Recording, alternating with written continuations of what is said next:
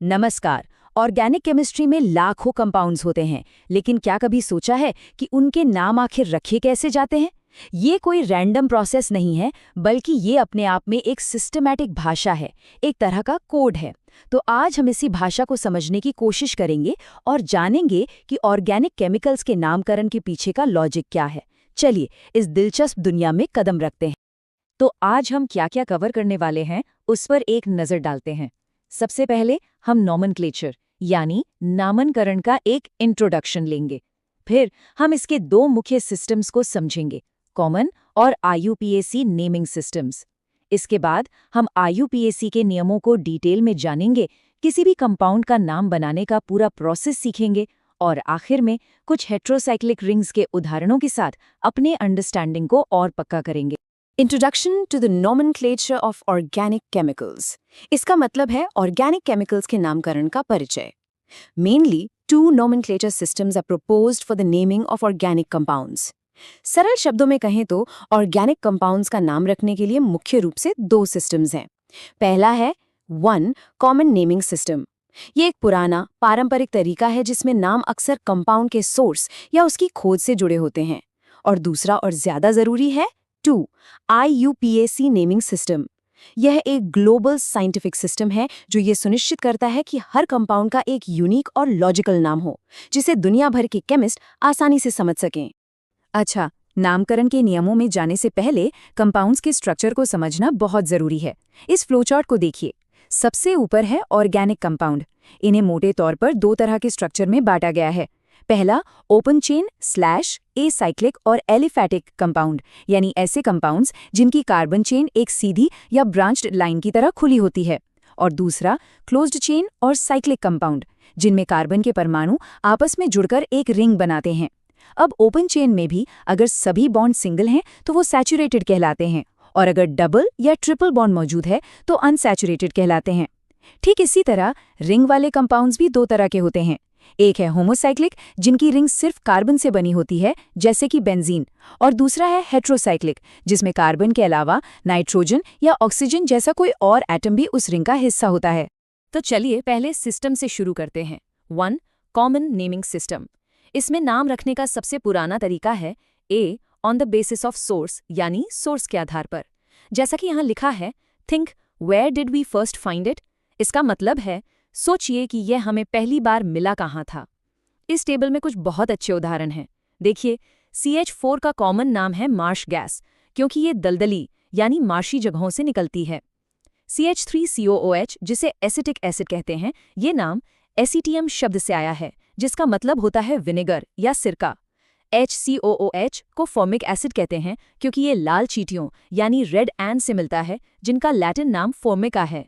और CH3OH यानी methyl alcohol को वुड स्पिरिट भी कहा जाता था, क्योंकि इसे लकड़ी के डिस्ट्रक्टिव डिस्टिलेशन से बनाया जाता था। तो ये नाम ऐतिहासिक हैं, लॉजिकल नहीं। कॉमन सिस्टम का दूसरा आधार है on the basis of hydrocarbons, radical independent. इसका मतलब है कि नाम हाइड्रोकार्बन के स्ट्रक्चर पर आधारित होता है।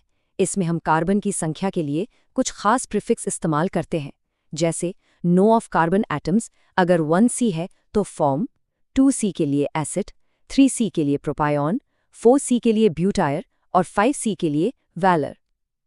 ये प्रीफिक्स कई पुराने नामों में देखने को मिलते हैं। कुछ खास अनसैचुरेटेड ग्रुप्स के भी अपने नाम हैं, जैसे 3 carbon with 1 double bond acryl, यानी 3 कार्बन और एक डबल बॉन्ड वाले ग्रुप को एक्रिल कहते हैं। और 4 carbon with 1 double bond croton, यानी 4 कार्बन और एक डबल बॉन्ड वाले ग्रुप को क्रोटोन कहा जाता है। अब आते हैं functional groups and suffixes common system पर। देखिए, फंक्शनल ग्रुप को किसी मॉलिक्यूल का बिजनेस एंड भी कहा जाता है।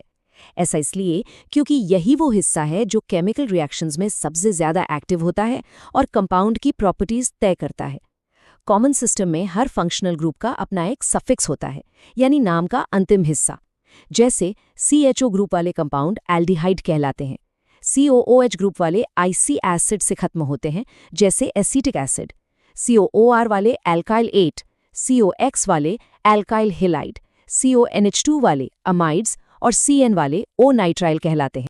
नामकरण बॉन्ड के प्रकार पर भी निर्भर करता है, जिसे यहाँ रेडिकल डिपेंडेंट कहा गया है। ये बहुत ही सिंपल है। सिंगल बॉन्ड के लिए एन सफिक्स का इस्तेमाल होता है, डबल बॉन्ड के लिए एन सफिक्स का और ट्रिपल बॉन्ड के लिए आइन सफिक्स का। नीचे एक बहुत ही जरूरी नियम लिखा है, for saturated hydrocarbon CnH2n+2 suffix used as -n। इसका मतलब है कि वे हाइड्रोकार्बन जिनमें सिर्फ सिंगल बॉन्ड होते हैं और जिनका जनरल फॉर्मूला CnH2n+2 होता है, उनके नाम हमेशा -n पर ही खत्म होते हैं, जैसे कि methane, ethane, propane. Saturated hydrocarbon में ब्रांचिंग के लिए कुछ खास प्रीफिक्सेस इस्तेमाल होते हैं। पहला नियम है, if unbranched hydrocarbon then use prefix n। इसका मतलब है अगर चेन बिल्कुल सीधी है तो हम n यानी नॉर्मल लगाते हैं, जैसे n-ब्यूटेन। दूसरा, when one methyl group is attached to the second C atom of the continuous chain, then iso prefix is used। यानी जब चेन के दूसरे कार्बन पर एक मिथाइल ग्रुप की ब्रांच होती है तो iso प्रीफिक्स लगता है। तीसरा, when two methyl groups are attached to the second C atom of the continuous chain, then neo prefix is used। और अगर दूसरे कार्बन पर दो मिथाइल ग्रुप्स की ब्रांचिंग है तो नियो का इस्तेमाल होता है। अब इस नोट को समझते हैं। Monovalent radicals. When one hydrogen atom is removed from an alkane, a radical is formed and it is called a monovalent radical or alkyl। Simple शब्दों में, जब किसी एल्केन से एक हाइड्रोजन हट जाता है तो जो बचा हुआ टुकड़ा होता है उसे एल्काइल ग्रुप कहते हैं। जैसे मीथेन से बनता है मिथाइल -CH3 और ईथेन से बनता है इथाइल -C2H5। अब बात करते हैं फॉर अनसैचुरेटेड हाइड्रोकार्बन्स की, यानी जिनमें डबल या ट्रिपल बॉन्ड हो। डबल बॉन्ड CnH2n के लिए सफिक्स ईन का इस्तेमाल होता है और ट्रिपल बॉन्ड CnH2n-2 के लिए सफिक्स आइन का इस्तेमाल होता है। लेकिन कुछ अनसैचुरेटेड रेडिकल्स के अपने खास नाम हैं जो बहुत कॉमन है, इन्हें याद रखना जरूरी है। जैसे -CH2 डबल बॉन्ड CH, इस ग्रुप को वाइनल कहते हैं। आपने वाइनाइल फ्लोरीन का नाम सुना होगा, वो इसी से बने पॉलीमर से बनती है।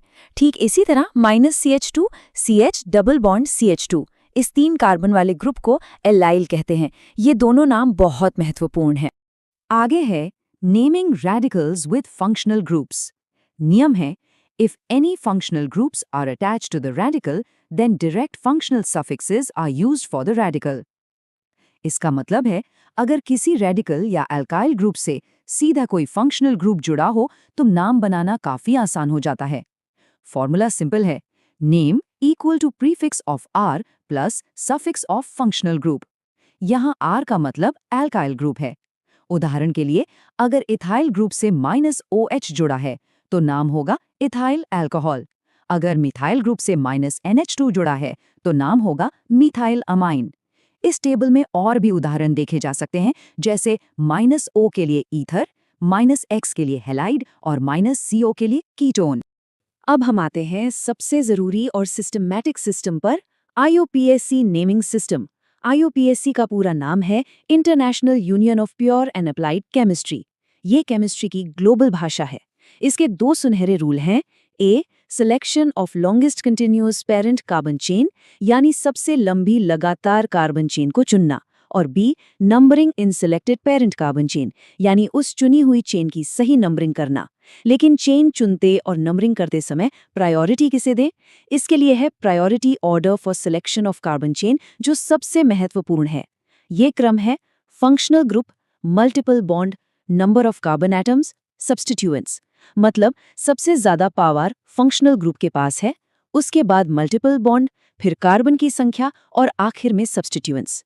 इसे याद रखने के लिए एक मजेदार तरीका है, remember, fun make studying, for functional group, multiple bond, substituents. ये है फंक्शनल ग्रुप प्रायोरिटी टेबल, यानी कौन सा ग्रुप सबसे ज्यादा प्रायोरिटी वाला है, कौन बॉस है। सबसे ऊपर नंबर 1 पर है COOH, यानी कार्बोक्सिलिक एसिड। अगर ये मुख्य ग्रुप है तो इसका प्रीफिक्स कार्बोक्सी और सफिक्स ओइक एसिड या कार्बोक्सिलिक एसिड होता है। इसके बाद नंबर आता है SO3H, यानी सल्फोनिक एसिड का, फिर COOR यानी एस्टर, फिर COX यानी एसिड हैलाइड, और 5वें नंबर पर है CONH2 यानी अमाइड। यहाँ एक खास बात पर ध्यान दें। Note the 2 suffix options. Depends on whether the carbon is in the main chain. कुछ ग्रुप्स के 2 सफिक्स हैं, ये इस बात पर निर्भर करता है कि फंक्शनल ग्रुप का कार्बन हमारी मुख्य चेन का हिस्सा है या नहीं है। अगर है तो एक सफिक्स, और अगर वो चेन के बाहर है तो दूसरा इस्तेमाल होता है।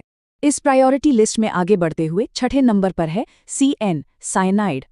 इसका प्रीफिक्स सियानो और सफिक्स नाइट्राइल है। सातवां है CHO आल्डिहाइड, प्रीफिक्स ऑक्सो या फॉर्माइल और सफिक्स एल। आठवां है OH अल्कोहल, प्रीफिक्स हाइड्रोक्सी और सफिक्स ओल। नौवां है SH थायो अल्कोहल, प्रीफिक्स मरकैप्टो और सफिक्स थायोल। और 10वां है NH2 अमीन, जिसका प्रीफिक्स अमीनो है और सफिक्स भी अमीन ही होता है। ध्यान दें कि कैसे हर ग्रुप का एक प्रीफिक्स और एक सफिक्स होता है। प्रीफिक्स तब इस्तेमाल होता है जब ये ग्रुप मुख्य नहीं होता, और सफिक्स तब जब ये प्रिंसिपल फंक्शनल ग्रुप होता है। IUPAC नाम के दो और ज़रूरी हिस्से हैं। पहली टेबल है मल्टीपल बॉन्ड के लिए। सिंगल बॉन्ड के लिए एन सफिक्स का उपयोग होता है, डबल बॉन्ड के लिए ईन सफिक्स का, और ट्रिपल बॉन्ड के लिए आइन सफिक्स का। ये हम पहले भी देख चुके हैं। दूसरी और सबसे बुनियादी टेबल है नो ऑफ कार्बन के लिए, जिसे हम वर्ड रूट कहते हैं। ये नाम का वो हिस्सा है जो बताता है कि मुख्य चेन में कितने कार्बन हैं, जैसे 1C के लिए मेथ, 2C के लिए ईथ, 3C के लिए प्रॉप, 4C के लिए ब्यूट, 5C के लिए पेंट, 6C के लिए हेक्स, 7C के लिए हेप्ट और 8C के लिए ऑक्ट। ये हमारे नाम की फाउंडेशन है। अब देखते हैं सब्स्टिट्यूएंट्स। अगर मुख्य कार्बन चेन को एक पेड़ का तना माने तो सब्स्टिट्यूएंट्स उस पर लगी हुई शाखाएं हैं। ये वो ग्रुप्स हैं जो मुख्य चेन का हिस्सा नहीं है लेकिन उससे जुड़े हुए हैं। इनके नाम हमेशा प्रीफिक्स के तौर पर, यानी नाम की शुरुआत में लिखे जाते हैं। जैसे R के लिए प्रीफिक्स है एल्काइल, NH2 के लिए अमीनो, ON = O के लिए नाइट्राइट, OCH2CH3 के लिए इथॉक्सी, CH2Cl के लिए क्लोरोमीथाइल, S के लिए थायो, और X जो हैलोजन FCl-BrI को दिखाता है के लिए प्रीफिक्स हैलो का उपयोग होता है, जैसे क्लोरो ब्रोमो। तो अब हम सब कुछ एक साथ लाते हैं। नाम लिखने का प्रोसीजर क्या है? सबसे पहले है numbering of selected carbon chain. Carbon chain की नंबरिंग करते समय प्राथमिकता का क्रम वही रहता है जो हमने पहले देखा था, functional group, multiple bond, substituents. यानी नंबरिंग उस सिरे से शुरू करते हैं जहां से सबसे महत्वपूर्ण ग्रुप को सबसे छोटा नंबर मिले। अब देखिए प्रोसीजर ऑफ नेमिंग। एक IUPAC नाम 5 हिस्सों से मिलकर बना है।